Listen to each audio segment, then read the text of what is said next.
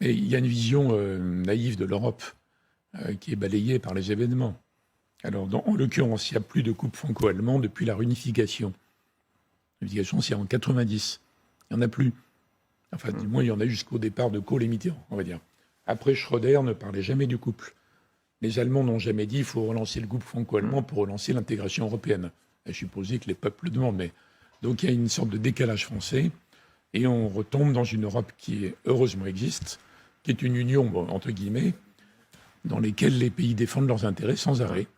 Sans arrêt. Mais il ne faut pas... Ça veut dire, pardon, que toutes ces images, parce que Dieu sait, Dieu sait si on voit ces images, il se voit sans arrêt. Emmanuel Macron, Olaf Scholz, sans arrêt.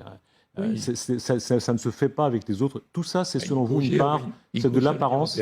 Non, bien sûr que non. Parce qu'il y a des tas de compromis, des tas de décisions. Mais il n'y a pas de couple franco-allemand au sens moral, obligatoire, impératif, catégorique. C'est fini, ça. Il ne faut pas le découvrir maintenant.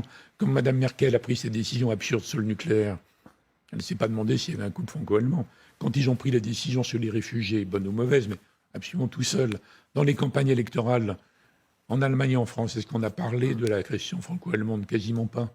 Donc c'est des pays, et on découvre qu'ils défendent leurs intérêts nationaux. Vous vous rendez compte de la découverte? Franchement, c'est effrayant, ce décalage mental. Mais pardon, si on se fait l'avocat des Allemands, pardon, il y a eu des crises précédentes, Erhard et puis De Gaulle, ou Mitterrand-Kohl qui, sur la réunification, effectivement, avec Thatcher, il y a eu des problèmes. On ne peut pas dire qu'il n'est pas... Regardez ce que disait Kohl sur Mitterrand après. Ils se sont beaucoup aimés après, mais enfin, la réunification ne s'est pas passée exactement comme François Mitterrand. Chacun fait son job. Oui. Chacun fait son job. Quoi qu'il en soit, est-ce que ça revient ou est-ce que tôt ou tard, maintenant, il va y avoir une divergence? Non, mais c'est déjà acquis, j'ai déjà répondu. Excusez-moi, mais c'est avant ou après la réunification. Et Kohl-Mitterrand, ça fonctionnait jusqu'à la fin. Même avant, pendant et après la réunification. Mais après, ils s'en vont. Donc on a des situations comme ça où les pays européens défendent leurs intérêts nationaux.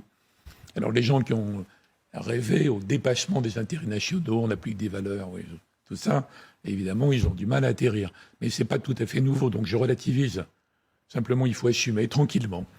Il y a des désaccords France-Allemagne, et alors, où est le problème? Ce qui serait tragique, c'est qu'on dise qu'il y a des désaccords insurmontables. Ça, ce serait complètement absurde et faux. Parce que sur tous les sujets, on travaille, on négocie sans arrêt, sans arrêt, sans arrêt. Et à la fin des fins, regardez dans la bataille de la taxonomie il y a quelques mois, on a trouvé un compromis à l'arrivée. Donc là, je pense qu'aujourd'hui, on découvre... Moi, je suis content que l'opinion française découvre enfin que c'est ça la réalité. Et après, on va dire, oui, mais c'est quand même mieux d'avoir un accord franco-allemand. Très bien. Pas dans n'importe quelle condition. On va discuter. Ça, on accepte. Ça, on n'accepte pas. C'est pas un drame, ça. C'est pas un drame. C'est pas un drame, mais il y a des intérêts économiques. Quand les Allemands achètent les avions américains en pleine crise, là, maintenant, est-ce que c'est un coup de poignard dans le dos des Français? Ils n'ont jamais voulu de défense européenne, les Allemands. Ils sont complètement dans le cadre de l'OTAN ou de la relation américaine. Et aucun dirigeant allemand, c'est pas Scholz le problème, ils n'ont jamais défendu les idées françaises sur l'Europe de la défense. Ils les défendront un jour, quand ils se diront, après tout, la protection américaine n'est peut-être pas garantie à perpétuité. Mais il ne faudrait pas qu'entre-temps, ils fassent comme le chancelier Scholz à Prague, que certains naïfs à Paris avaient interprété comme étant, pas le gouvernement, pas le président, mais d'autres dans la presse comme étant un signe positif. Il a inventé un programme germano-otanien. Alors, ça n'a rien à voir avec la défense européenne, ça.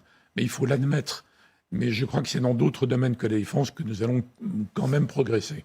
Sur l'énergie, on va finalement trouver des convergences. Sur les technologies de l'avenir, la réduction de la dépendance de l'Europe, en dehors des mauvais moments, l'hiver va être dur. Moi, je ne dis pas qu'on n'y arrivera pas.